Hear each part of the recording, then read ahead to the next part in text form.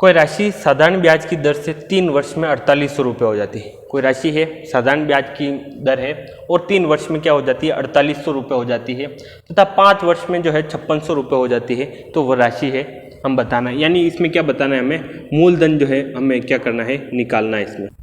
तो सबसे पहले देखते हैं कोई राशि जो है साधारण ब्याज की दर से 3 वर्ष में 4800 रुपये हो जाती है, यानी 3 वर्ष में वो कितनी हो जाती है, यानी 3 वर्ष में कितनी हो जाती है 4800 रुपये, और 5 वर्ष में जो है कितनी हो जाती है 5600 रुपये जो है हो जाती है। तो सबसे पहले यहाँ पे देखिए कि 3 वर्ष में जो है 4800, साधारण ब्याज जो है प्रत्येक वर्ष क्या रहता है, समान रहता है। तो इसमें 3 वर्ष में 4800 रुपये, 5 वर्ष में 5600 रुपये, यानी 2 वर्ष का अंतर में देखें हम कि 2 वर्ष में कितना रुपये बढ़ रहे हैं, क्योंकि साधारण ब्याज है वो प्रति वर्ष क्या रहता है, समान रहता है। तो इसमें 4800 रुपये से 5600, यानी कितना, 5600 में से 4800 निकालेंगे यानी 800 रुपये। 2 साल में कितना रुपये बढ़ रहा है, 800 रुपये, यानी 2 वर्ष में कितना रुपये बढ़े, 800 रुपये, यानी 2 वर्ष में 800 रुपये बढ़ रहे, यानी 800 रुपये क्या हो गए, ब्याज हो गए। इसका मतलब एक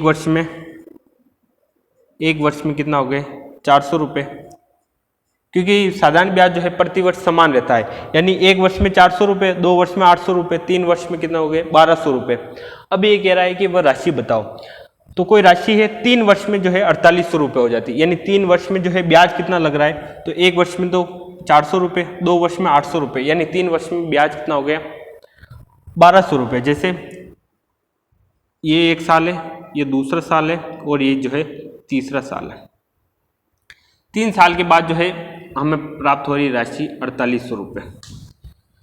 पहले साल में जो है कितना मिल रहा है ब्याज, 400 रुपये, दूसरे साल भी 400 रुपये, और तीसरे, क्योंकि साधारण ब्याज की दर है तो हर साल जो है समान रहेगी, तो 400 रुपये, 400 रुपये, 400 रुपये, यानी 1200 रुपये क्या हो गए ब्याज। यदि मैं, ये क्या है मिश्र धन है, मिश्र धन में से मैं क्या निकाल रहा हूँ, 1200 रुपये निकाल दूँ तो 0 0 और 6 और 3, यानी 3600 रुपये क्या हो गए, 3600 रुपये क्या हो गए मूलधन हो गए। इसमें दे रखा है 5 वर्ष का जो है ब्याज 5600 रुपये हो रहा है, जो है मिश्र धन कितना हो रहा है 5600 रुपये। तो 5 वर्ष में कितना ब्याज हो जाएगा, एक वर्ष में 400 है तो 5 वर्ष में कितना होगा, 5 वर्ष में कितना हो जाएगा 2000, क्योंकि एक वर्ष में 400 है तो 5 वर्ष में ऐसे कितना हो जाएगा 2000 रुपये हो जाएंगे। तो क्या करेंगे 5600 जो है मिश्र धन है, और इसमें से मैं 2000 माइनस कर दूंगा तो कितना आ रहे हैं 3600 रुपये। तो यहाँ से निकालूंगा तो भी क्या आएगा मूलधन 3600 रुपये। आप कैसे भी निकाल सकते हैं, या 3 वर्ष के हिसाब से भी निकाल सकते हो और 5 वर्ष के हिसाब से भी जो है इसको निकाल सकते हो। तो इसका जो है आंसर हो जाएगा, ये हो जाएगा। क्वेश्चन है, एक किसान ने 7200 साधारण ब्याज की 15% वार्षिक दर पर उधार लिए। 4 वर्ष बाद उसने 4000 नकद एक बकरी देकर हिसाब जो है चुकता कर दिया। बकरी का मूल्य कितना है, सबसे पहले हम जो दे रखा है वो उसको लिख देंगे। तो इसमें प्रिंसिपल यानी मूलधन दे रखा है 7200 रुपये, रेट दे रखी है इसमें 15%, और टाइम दे रखा है इसमें 4 वर्ष। तो एक बार इस हिसाब से हम देखेंगे कितना ब्याज बन रहा है, मतलब मिश्र धन कितना बन रहा है। उसमें से 4000 तो उसने जो है नकद दिए, और बकरी का मूल्य जो है हम माइनस कर देंगे। तो सबसे पहले हम साधारण ब्याज का फॉर्मूला लगाएंगे। मूलधन कितना है 7200, रेट कितनी है 15, टाइम कितना है 4 वर्ष, बटे हुए 100, 1 0 से 1 0, 1 0 से 1 0, 72 इंटू 60। अब जो है इसको 0, 12, हासिल का 1, 42 और 43, यानी साधारण ब्याज कितना हुआ, उस किसान की कितना ब्याज बना 4320, और उस मूलधन कितना था 7200 जो है क्या था इसमें मूलधन।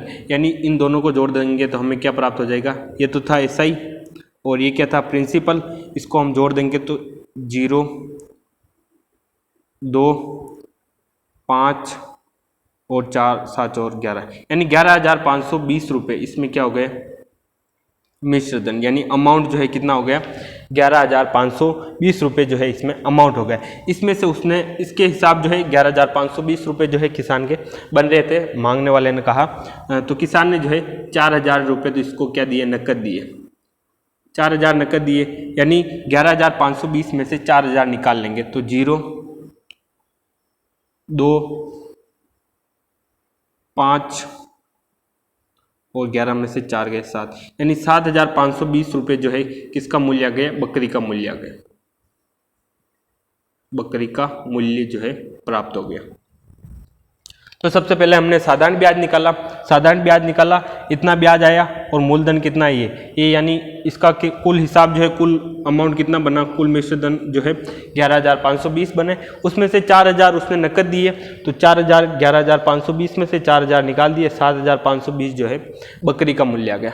अगला क्वेश्चन जो है हम सॉल्व करेंगे। तो ये प्रश्न है, किसी राशि का 11% वार्षिक ब्याज की दर से 2 वर्ष का साधारण ब्याज 550 रुपये, यदि उसी राशि को 13% वार्षिक ब्याज की दर से उधार दे तो कितना ब्याज जो है अधिक होगा। 11% रेट पर दे रहा है, 2 वर्ष के लिए उसको 550 रुपये हो रहा है, प्राप्त हो रहा है, और उसी राशि को वो 13% की रेट से दे रहा है, तो उसे कितना ब्याज मिलेगा और कितना अधिक मिलेगा, पहले मिल रहा था उससे कितना जो है ब्याज अधिक मिलेगा।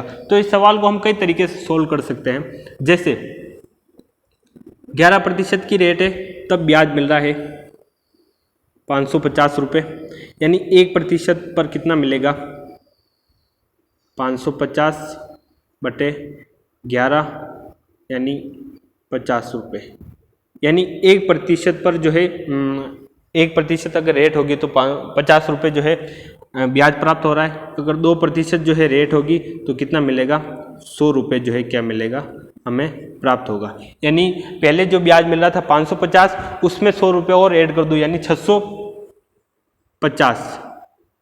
अगर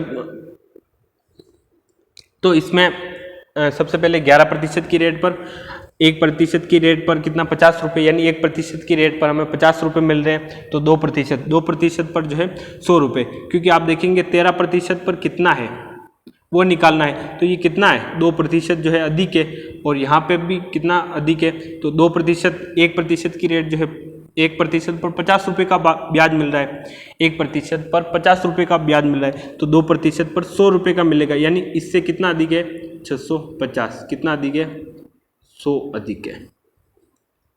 तो इस सवाल को कई तरीके से सोल्व कर सकते हैं। एक तरीका तो ये है, इसमें क्या किया कि 11% पर जो है 550 रुपये जो है ब्याज मिल रहे हैं, यानी 1% पर 50 रुपये, इन दोनों में अंतर देखेंगे रेट का, तो 11 से 13, यानी 2% का क्या है अंतर है, तो 2% पर 100 रुपये, यानी इससे क्या है 100 रुपये जो है अधिक प्राप्त हो रहे हैं। इसको एक तरीका तो ये है।